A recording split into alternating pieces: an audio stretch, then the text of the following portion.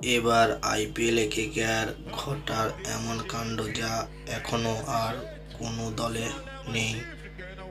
প্রথম দুইটি ম্যাচে জিতে আত্মবিশ্বাস কলকাতা নাইট রাইডার্স একসঙ্গে এমন এক কাণ্ড ঘটিয়ে ফেলেছে মেন্টর গৌতম গম্ভীরের ছেলেরা, যা এবার আইপিএলে এখন পর্যন্ত কোনো দল করতে পারেনি।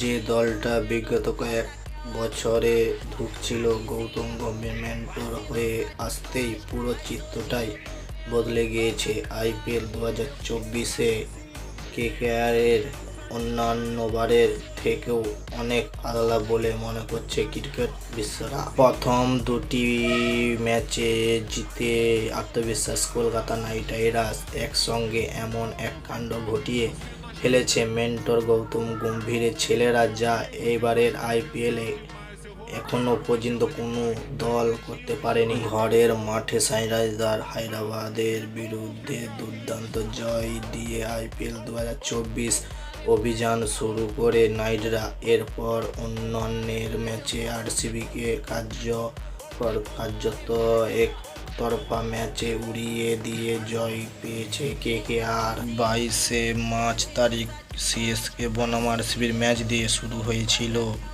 ইন্ডিয়া প্রিমিয়ার লিগের 17তম মরশুম। শনিবার পর্যন্ত এবারের আইপিএলের 11টি ম্যাচ হয়ে গেছে, আর সেখানেই দেখা গিয়েছে এক উল্লেখযোগ্য পরিসংখ্যান।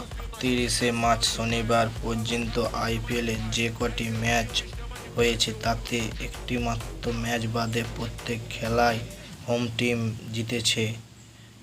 বয় টিম শুধুমাত্র কেকেআর এখন পর্যন্ত একমাত্র দল হিসেবে অন্যের ম্যাচে চিন্নাস্বামীতে গিয়ে আরসিবিকে হারিয়েছে নাইটরা।